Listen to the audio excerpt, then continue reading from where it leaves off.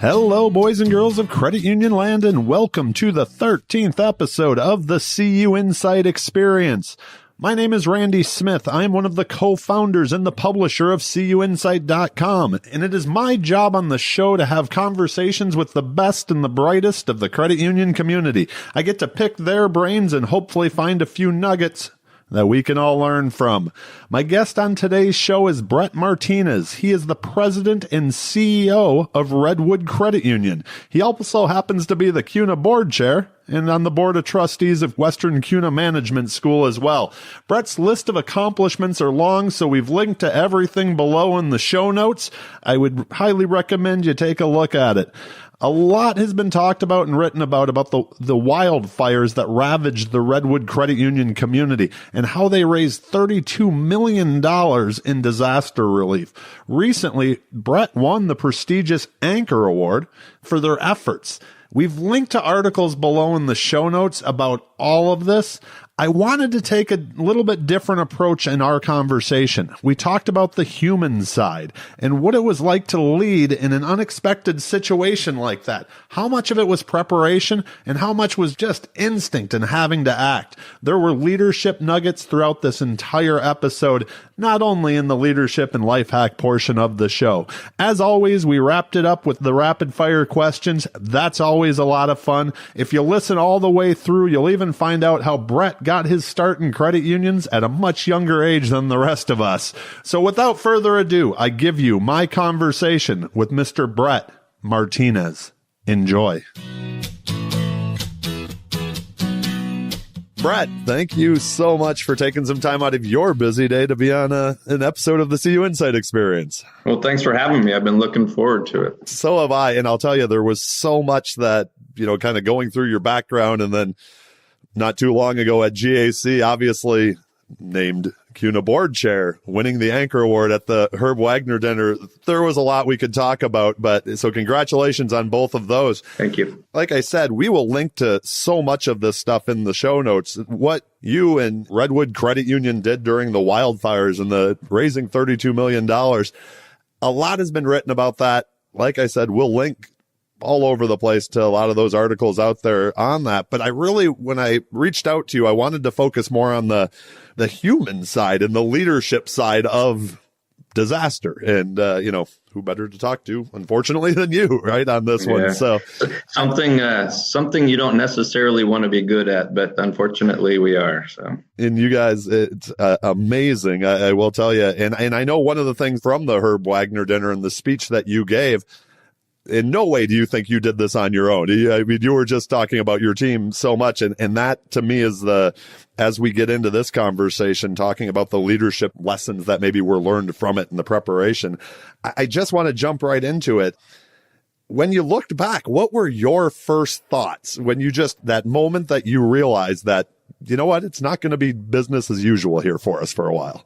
Yeah, you got to have a little bit of perspective. So started on a Sunday night, about 11:30. The next day was our first ever, it was Columbus Day, and it was our first time ever closing the credit union and bringing, I think at that point in time, we were about 670 employees all together for a day of inspiration. And we had, I was going to be on stage all day, and we had national speakers who got wrapped up into the fires themselves. And we had this huge, we had been almost a little like GAC, a little mini GAC for our organization. We'd been planning this thing for 11 months.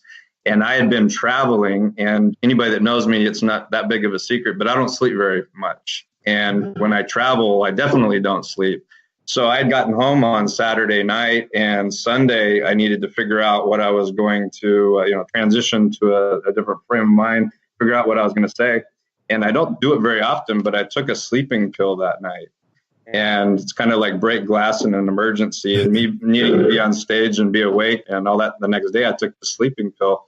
Well, my phone started ringing at 1:30 in the morning, and you're not supposed to wake up, by the way, when you take one of those sleeping pills. And, it's my CIO telling me that all of the different alarms at our corporate office are going on, and I'm trying to wake up and understand what he's saying, and he's talking about the fire. So I walk over to my kitchen window, and I look out, and the hill across the valley is just orange and glowing. And I will tell you, I woke up in an instant. And, the interesting part is this didn't start out to be about a disaster recovery or anything. The first decision I had to make, which once I saw the flames, was we had 650 people coming to this event. And it's 1:30 in the morning, so it was going to be hours away. And they wanted to know what to do. And I immediately canceled the event, not realizing the credit union was going to be in danger and in full disaster mode. So then we started a phone tree, and we basically got a hold of 650 people in about 4 hours period of time. Don't get in your car and come to Santa Rosa. The actual place where we had the event scheduled, it caught on fire. Holy smokes. And at the time I made the decision, it was still far away from that. Again, there was total 7,000 homes in a 4-county area, but 5,600 of those burned the first night within a 2.5-mile radius of our corporate office. So after canceling it, you need to assess what's going on. There's no cable. Cell towers are burnt. There's no power at most places. I mean, we're looking for a transistor radio at our house. I've got my computer, my iPad, and a transistor radio trying to figure out what is going on. And our corporate office lost power, phone lines. We were in full-blown disaster mode. And so trying to assess, really, after I made the decision, it was all about assessing the situation and understanding what we were dealing with, because it was moving and changing so fast. And then the focus was getting the employees not to come, but so many of them were being evacuated. And we had over 150 employees evacuated. Like the whole community, it was insane, but it's getting them to safety and getting their families to safety became the next real focus after that. And I say that this situation has so many different tentacles because it can go off in so many different directions. But I think, yes, trying to assess and then take care of your employees, because all credit unions are focused on their members. And the reality is you can't focus on your members, even if all your systems and everything are working. You can't focus on your members if your employees aren't there. Absolutely. Did you have a plan for this, or was it just reacting at that point, or a combination of the two? No, I mean, I'm a big believer in disaster plans. So yes, we had a plan, but you don't have time to read the plan while you're doing it. And, so many employees were impacted. I think the biggest learning lesson for me out of this whole thing is the employee side. We were in full disaster mode. Some of the stuff was at our backup site. All that stuff was going really, really well. And the realization is it doesn't matter if the employees aren't there to make sure all of that was happening. So, one of the first things that I did is it was getting light. There was just thousands and thousands of people that were evacuated, and it's got a CFO focused on getting as many hotel rooms as she could find in the whole North Bay. You have to be able to respond and make decisions extremely quick, because everybody else is eventually going to think about the same things that you needed to think about. Hotel rooms is a good example. At some point, there's no more hotel rooms. So if you look back on it, was there anything in life that prepared you to react quickly? I mean, that quickly in that situation? I think there was very specifically, but I think for everybody, I'll go through it. When I was growing up, I think I was a 8th grader or something like that. My parents house I lived in was in a major flood. We were evacuated. It flooded like 4 times that year, and we were had to live in an apartment. We almost killed each other, I think. But just being around disasters, and unfortunately in our area, so this fire was in 2017. In 2014, there was a major earthquake in Napa. In 2015, 16, and 17, there was major fires in Lake County, which is just north of us.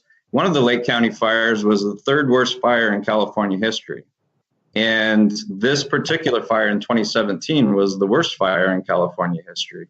But the difference between the 3rd worst fire and the number 1 worst fire was completely different. But it was all these little things. It's like, how did I know to send somebody to go get hotel rooms? It was really me rethinking all the issues from the other fires up in Lake County and making some decisions based on that. And then I think in general, disaster doesn't have to be some natural disaster, earthquakes, fires, floods. I think every day we have little mini disasters when your systems go down, when something major happens.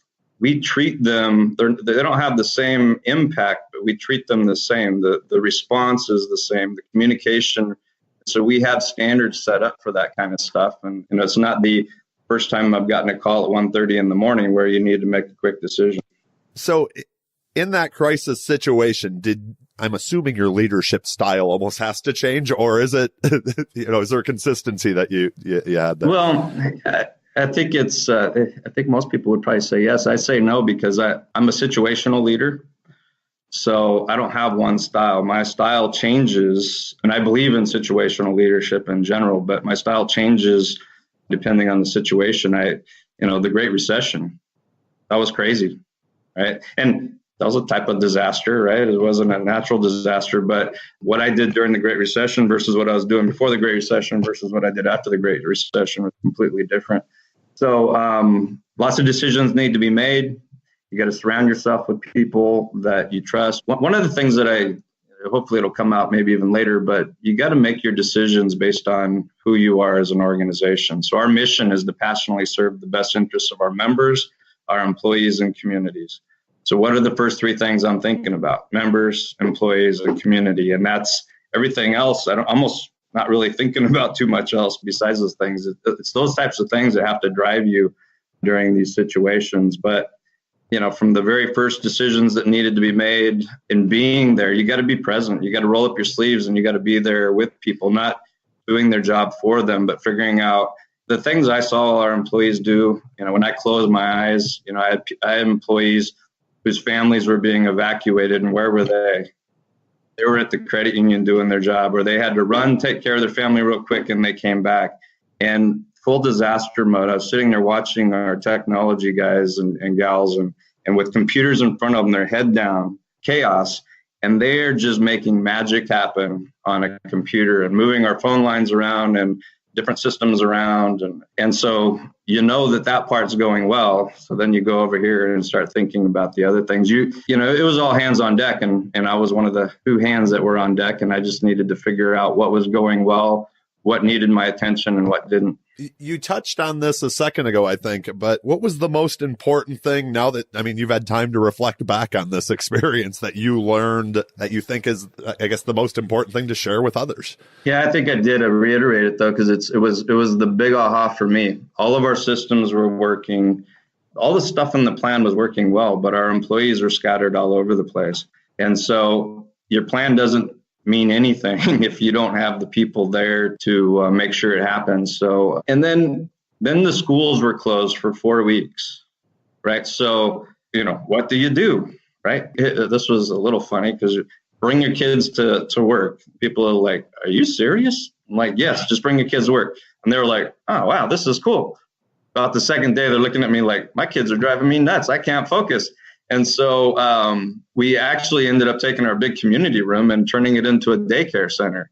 And our HR team kind of initially did that. And then my wife and the board members and spouses came in and ran this daycare so that the employees could focus in on their job and they knew that their kids were safe.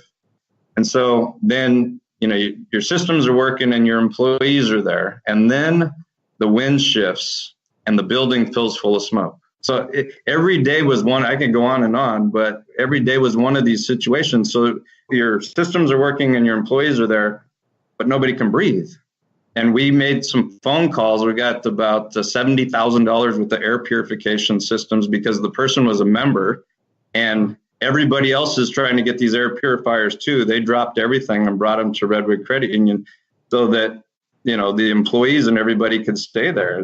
It just kept on going. Every single day was this new, you got to be kidding me situation. So something that when I was putting this together that I was really struggling with, and part of it was talking to some people on your team, just setting this time up, was, these people that you work with every day were losing their homes. So that idea of, I'm sure many were looking at you, for guidance. You're the leader of the organization, and not only making decisions. I think that setting up the daycare, that's amazing. That probably wasn't in the disaster recovery plan, right? But just that idea when you're seeing people come in and they're working for the members and they're working for the community, and that their house is gone, and that their family's in this situation.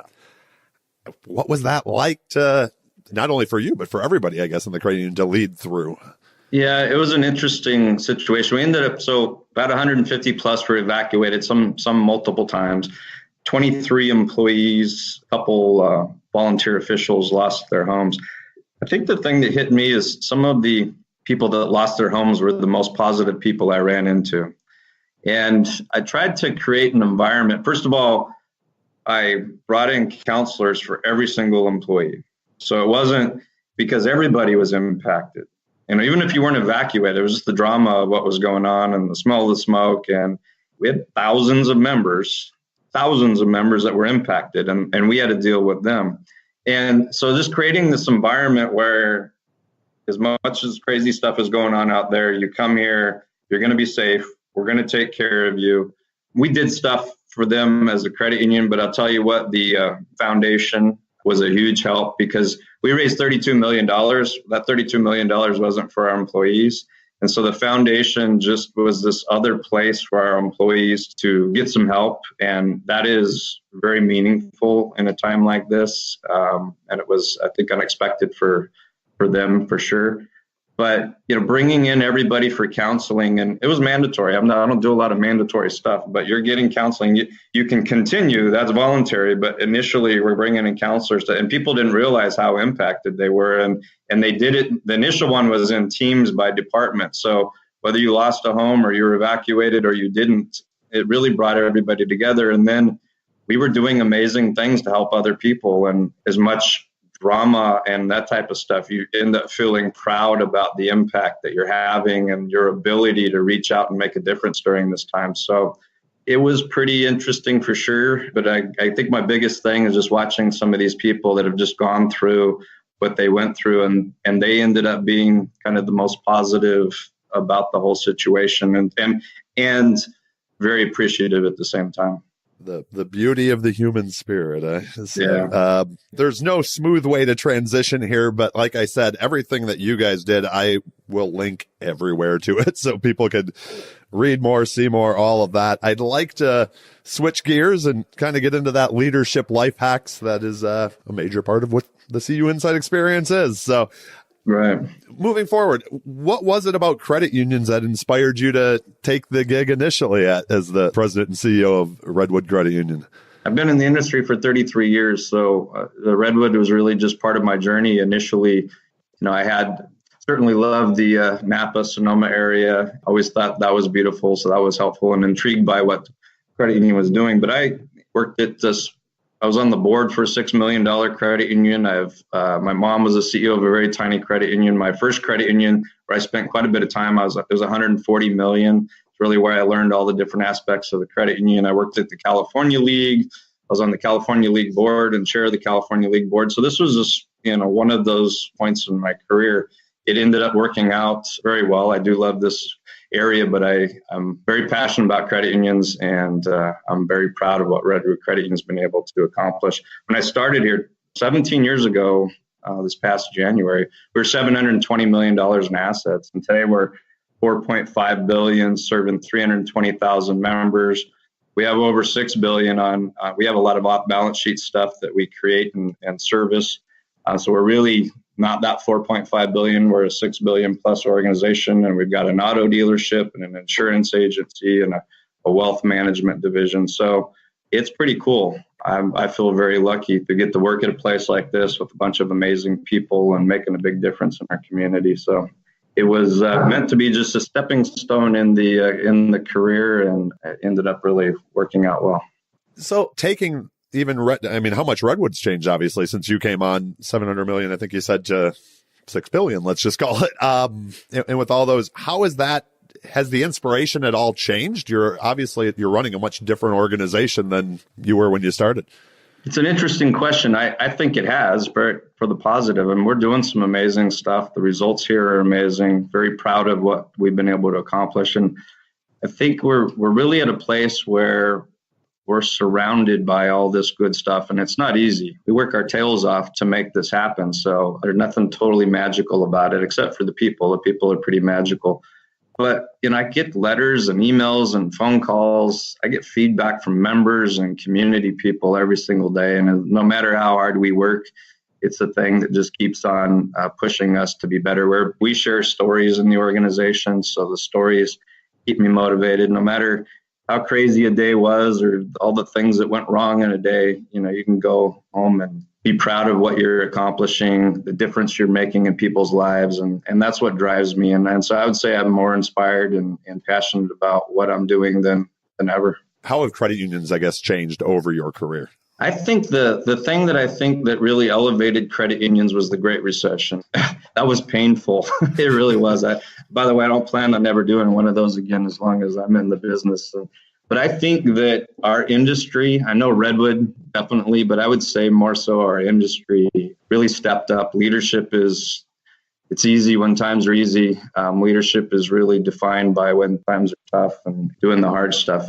Credit unions made a humongous difference. And I think our brand, our reputation, everything about us went to the next level. Now we got to keep reminding people because people's memories are pretty short. But, our brand as an organization, our results, everything really went to the next level after the Great Recession. And it was all the decisions we made and all the decisions we didn't make. And I tell staff this all the time. It's, I don't mean it to be this easy, but when everybody else went left, I mean, you watch the news, all that kind of stuff. When everybody went left, we went right. And when everybody went right, we went left. People were looking, and we still really do that today. People are looking for something different. When somebody says so-and-so is doing this, I'm like, great, let's not do that. And it's just automatic. And so I think our reputation as an industry has gotten to the next level. And I can feel the momentum, and I think we're poised for the future. We, being the industry, just got to grab hold of it, all row in the same direction, get on board with this awareness program that we've got going on and take advantage of where we're at. Do you have an example of, like at Redwood, where when you said everybody else going left, you guys went right, and how it worked out for not only the credit union, your members? Yeah, I got 100 of them. How much time you got? Yeah. There's so many individual examples. So we had never, since, we've been around for 69 years. In 2007, we had never done a foreclosure in the history of the credit union. Now, unfortunately, in my career, I had some experience doing that in Southern California. But so we created a group. It was the Not to Foreclose department, right? So a lot of the issues were, first of all, people getting into stuff that they didn't know what they were getting into, bad loans and all that kind of stuff. And our job was to keep people in their homes, keep people in their cars, and keep them out of bankruptcy. We had people that's what they specialized in. So many people you would talk to, it's like, I can't get this XYZ bank to call me back.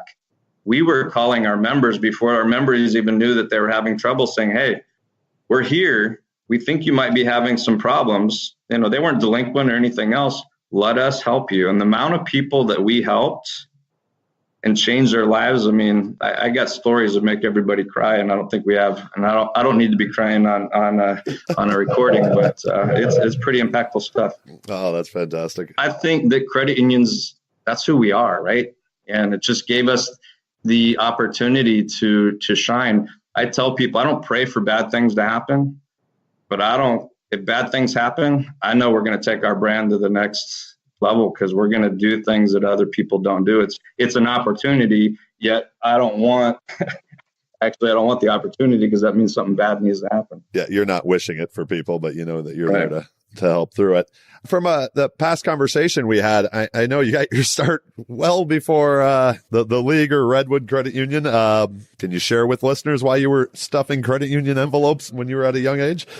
Yeah, so my mom was a CEO of a very small credit union when I was growing up, and it's kind of interesting because she went to work for B of A. I think she lasted 9 months and realized I got to get out of here. So she left B of A and went to work as the assistant manager of a $2 million credit union.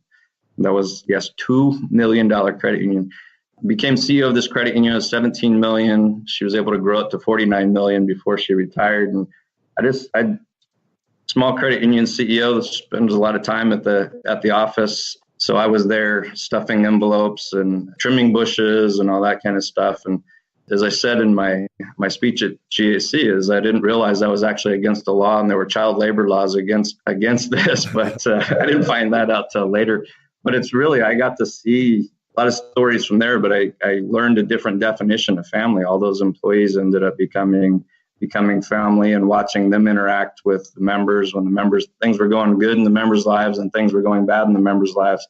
I came out of there understanding really what a credit union was supposed to be and what the difference was at a very young age. Is there something that you've carried with you from your mom all the way through your career? I think the biggest thing, certainly the passion of credit unions and that, but I think the one thing that my mom taught me that probably haven't talked about yet is work ethic.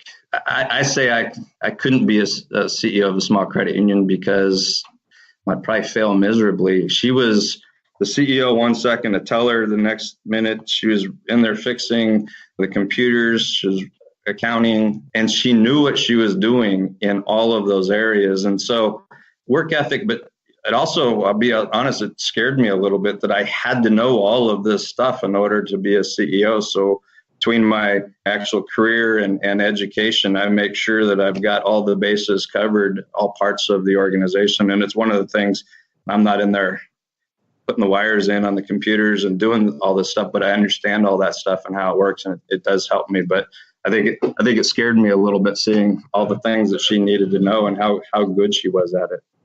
That's good stuff there. Is there a current belief held by credit unions that you think will significantly change in the foreseeable future? It's interesting because I don't pretend to know what credit unions believe and what they don't believe. I know what I believe, and that's that our future is really bright. I mean, it just is. And there's some things we need to do. It goes back to we need to all row in the same direction as an industry. And I think the awareness campaign, if we do this right, if you go back and think about the Great Recession, we're the model that should survive out of this. And I just think that, I think some people, worried about the future of credit unions, and I don't worry about it at all. I don't even know what the right word is, but I'm ready. You're ready. I'm ready for the future. I'm excited. There's the word. I'm excited about the future because the potential is huge, and I know it. We talked a little bit about your leadership style, obviously, when there's chaos going on. Right. And you talked a little bit about just in general, situational leadership. How would your team at Redwood describe your leadership style? Well, I had to ask him. I hate talking about myself. So I said, this is the only part I'm going to ask you, I guess, his opinion on. And some of the things they came up was accessible and transparent, passionate, inspirational, straightforward and honest, motivates and leads by example, challenges everybody to do their best, and a great communicator. I think the things that I'm definitely passionate about what I do, I think that comes out. I try to lead by example, and I'm a big, big, big believer in communication. I think communication solves a lot of issues, and I talk about that quite a bit, but it was kind of cool to see the list from the team at the same time. I'm with you on communication. Most issues can be solved even before they're huge issues, right? As long as you're always talking. So you just mentioned your team and what they see in you. What's your team's greatest strength when you sit back and you look at this crew? Smart, hardworking, passionate, definitely committed to our members, our communities, and to each other. One of the things that I say a lot is the most important decision we make every day is who we hire. And we're a complicated, big credit union, and we make some crazy decisions on a daily basis, but none of them compare with who we hire. We actually are just under 1,000 applications a month for people that want to work here. And there's some really talented, smart people that I think the world of, that this is not the place for them. And they'll probably never work here because they're not looking for who we are. So it's making sure that people do it our way, that they are committed to our members, our communities, and to each other. And it's just not a place where you come get a paycheck. We all, from top to bottom, we all work really hard, but it takes a certain type of person. I said it earlier, I think, is you go home at the end of the day. I don't care how long the day was and how exhausted you are. You can be proud, and that's what keeps us going every single day. So I couldn't be happier with the team that we have, and I think our results show a smart, hardworking, passionate people. This is totally a scratch my own itch question right now. You mentioned all the people that are applying for jobs. How do you filter through that? Do you hire for, is it attitude? Is it a culture fit first? Is it, it's a lot culture. I mean, you got to be able to add 1+1 and all those kind of things. We can teach people how to do the job. You can't teach somebody how to smile and how to be personable. So it's those traits, and somebody that's looking for who we are. We are who we are, and we know who we are. And if you're looking for this, I always tell people so every manager in this organization, we have about 81 now.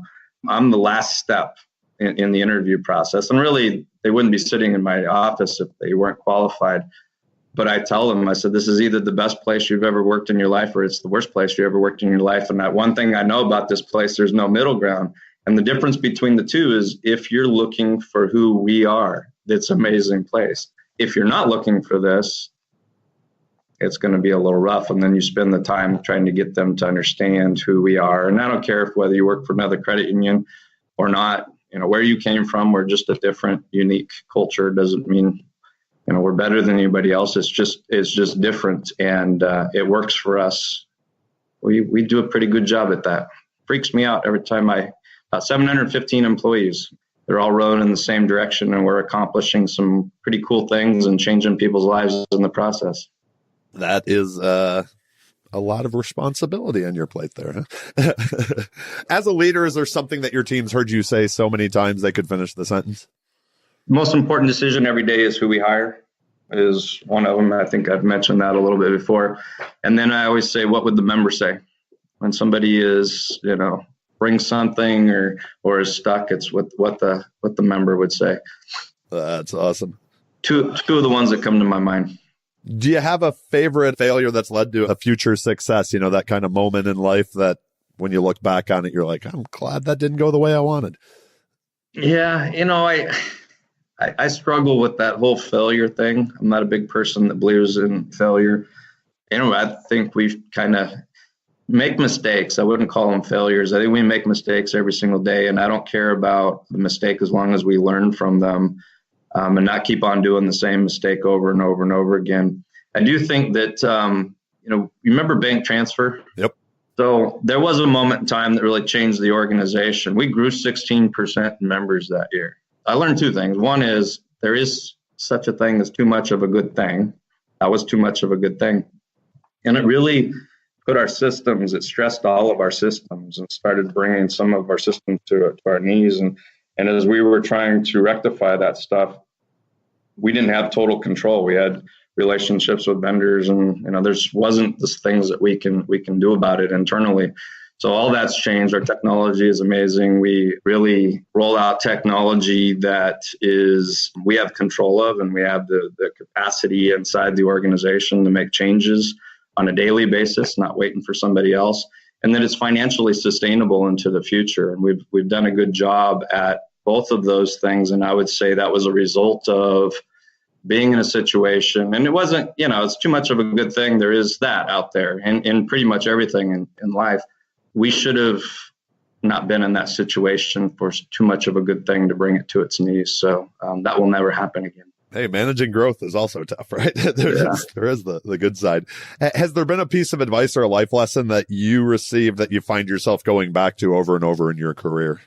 Yeah, I received a lot of advice. I think one of the ones I share a fair amount is, because I'm big on communication, I think I said that already, is I had somebody a long time ago. Early in my career, I felt pretty confident, and thought I was doing a good job, and I I don't need the pat on my back. That was showing strength, and so therefore I was doing all these great things, supposedly, and because I didn't need a pat on my back, I didn't go around bragging. I felt that talking about it was bragging, and somebody says, "Well, that's awfully selfish of you," and I was like, "What? What do you mean that's selfish?" And they said, "If you're doing great things, we want to know about it too, and we want to feel proud too," and so it's not necessarily bragging, it's sharing the good stuff with other people. And we're a big storytelling organization. We tell a lot of stories, and I'm very big on communication. I think people get confused between communication and authority. You got the authority to make the decision. Ultimately, I guess I have the most authority in the organization to make, any decision, I never make a decision without talking to other people about it. And when I make a decision, I tell people about it. Instead of just making a decision and keeping it to myself and all that kind of stuff. So that one really was from somebody that's like, well, I don't want to brag, and sharing and communicating a lot better, and it not being a bragging thing that it really, and it does, it helps everybody else. Everybody else wants to know what good things are going on. That is one of my biggest pet peeves in our movement is the idea that I think we're too modest at times. So that people we should tell the world what we're doing. So when you run into a wall, you just mentioned you're always talking to other people about ideas. Is there something you do to either bust through the wall to get to the end of the problem, or to even take a look at it from a different angle? My first place I go to is be the member. Always be the member. Sometimes people are so focused on, business or what other people are doing, or I read this white paper, and it goes back to what would the members say, but be the member. And I think it's important that we do business like the members. They're a little freaked out around here because I'm the first person to tell them when we have a problem, because I'm doing things like our members do. And I don't really want to be the best QA person in the organization, but you got to see what the members experiencing in order to understand their perspective. So I always tell people, and personally just try and take a step back and be the member. What would the member say? That's good. On a previous episode, Chuck Fagan mentioned that it was a similar thing where he's always like, be the credit union. What would the credit union want? So I think that's fantastic. Do you have people, you kind of mentioned it, but do you have people outside the credit union system that you look for to kind of give you a perspective outside the bubble?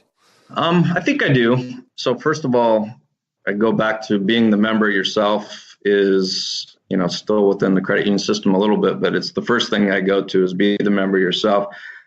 And I do use some consultants that they know credit unions. We're such a unique industry. I think it's important to have that perspective. But the ones that I really, really get the most out of, enjoy, is that they have their foot in another place, and they're always studying another, not just inside of our industry, and so use their expertise. But I'm also a person that I'm very involved in the community and very involved in our industry. And I think I take away what to do and what not to do from really everybody around me.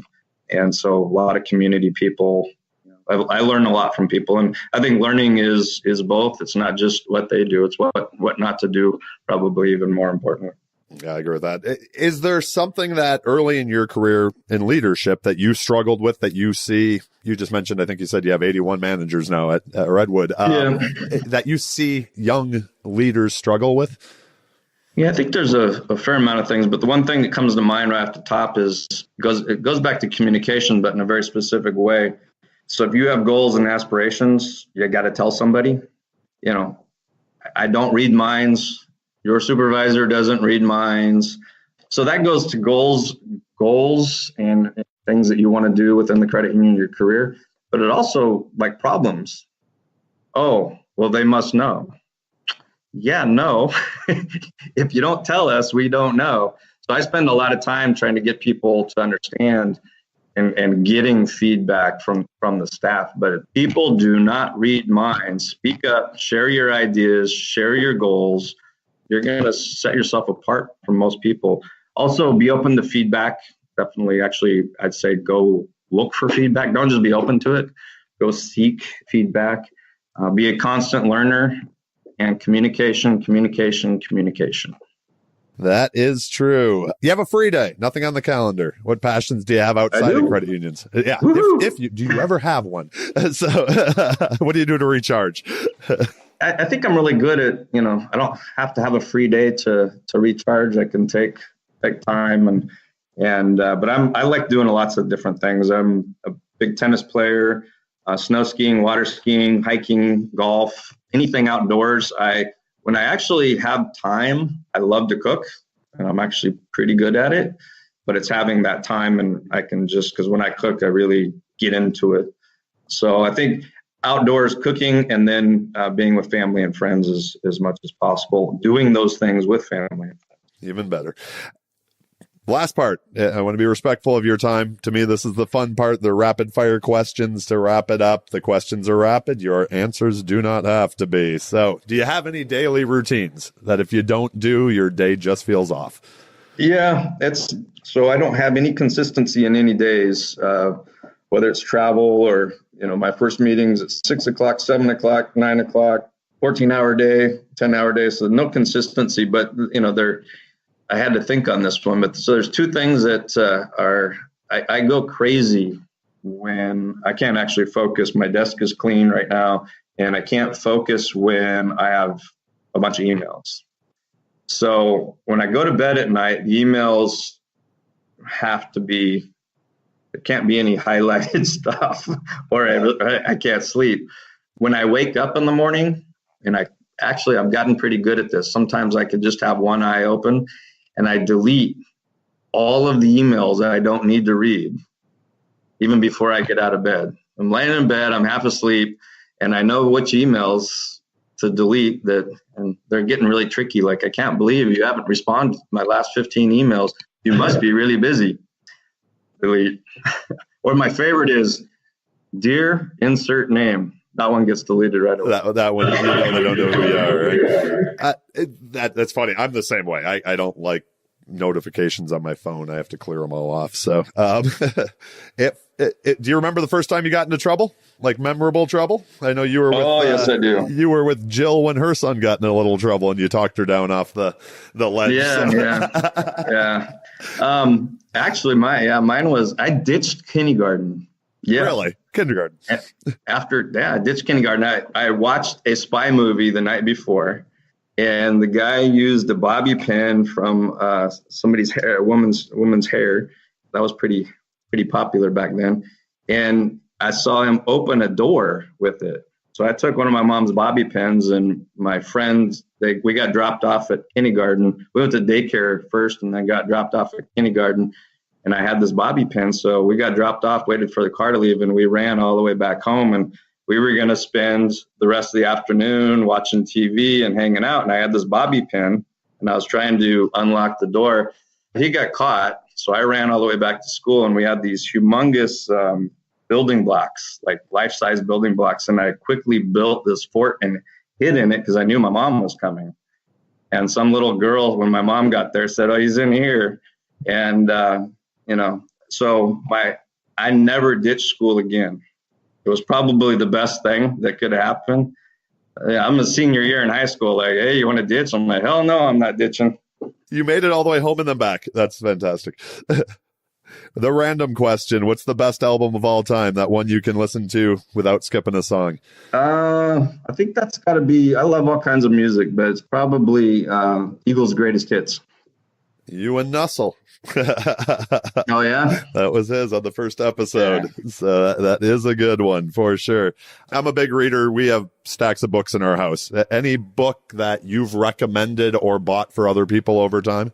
Yeah, I've actually got 3 that I give out depending on who I'm talking to. The first one is the Leadership Challenge, which is what we use here at the credit union for leadership.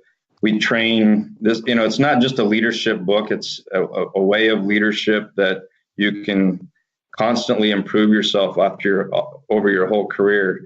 And there's 5 principles, and you kind of take self-assessments. And no matter who you are, how long you've been in leadership, you're better at 3 than the other 2. Sometimes there's a big gap, sometimes there's a little gap, and you just focus on those 2. They eventually become strengths, and you just keep on going up the ladder. So everybody that interview with the managers, if the interview went well, I hand them the book, I explain it, I tell them, I would rather you not, you can do whatever you want. I'd rather you not read another leadership book again in your life, because most of them are somebody that retired that thought they were great leaders and are going to tell us how to become leaders. This is more of a scientific research approach, and leadership changes over time.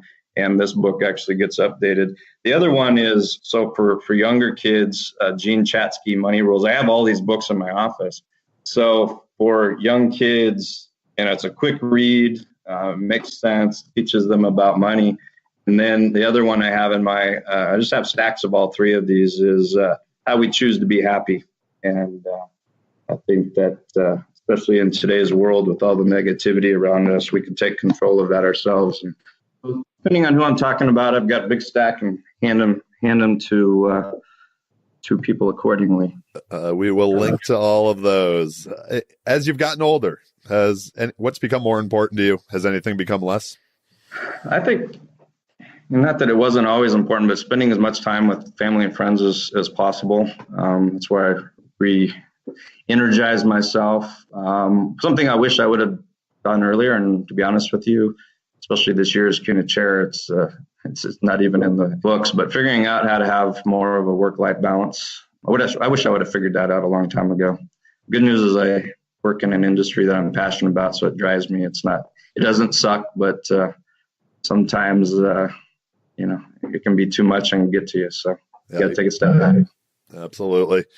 There's a question I don't send. When you hear the word success, who's the first person that comes to mind? Success. I'm going to go back to, I would have to say my mom, and that's not because she was the CEO of a small credit union. I think she balanced that very well, but myself and my brother turned out pretty good. My brother turned out better than I did. He actually works for CUNA Mutual, does a great job with them. And, that's not easy to have a successful career and raise two people that turned out okay, but also kind of followed in your footsteps one way or another. That's pretty cool. In the first 10 episodes, mom is the most popular answer to that question. Yeah. So, again, thank you so much for being on the show today. Do you have any final thoughts, any asks of our listeners? Yeah, I think, I've always believed this, but as the incoming chair for CUNA, we're set up and poised for some really great things that it's not going to happen on its own. We all need to row in the same direction. Sometimes, it's like, well, I'm not sure about this one, but when we all row in the same direction, your thing's going to come up, and then we'll row right alongside with you on your thing. So I think, us getting together as 5,900 credit unions and make, every time we've done that in our past, we've accomplished amazing things. And the awareness campaign, a little bit of part of what I said in my speech at GAC was, I've been in this industry for 33 years. Well before I got in this industry, people were complaining about awareness of Americans about credit unions. In the 33 years I've been here, almost every meeting I'm in, credit union people are complaining about that. CUNA, the leagues, and the CUNA board finally said, we're done. We're going to do something about it.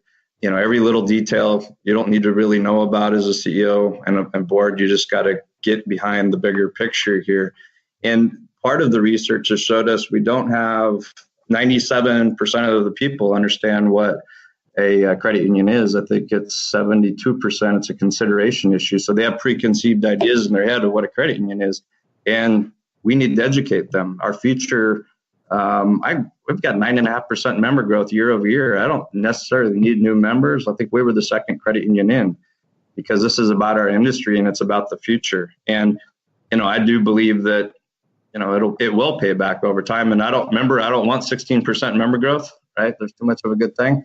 But I'm hoping that our marketing dollars can be better spent. And when we're marketing to people that will never consider us, we're marketing to people that, it'll start working, and we'll have to spend less over time. And I do think our industry is the industry of the future, but we've got to do some things to make that happen. And we have to do those things together. That's the perfect way to end. I thank you very much for taking the time again out of your busy schedule today. We will link to everything we talked about in the show notes. Is there a good way for people to reach you if they have additional questions on the socials or anything like that? My email is the best way. I've got some of the other stuff. It's by email. Remember, I can't go to sleep unless I respond. So we'll make sure people don't send Brett a bunch of emails. So we want them to go to bed. That is it. Again, thank you so very much for being on the show. I greatly appreciate it. And I hope you have a fantastic day, and everybody listening has a great day too. Thank you. Thank you.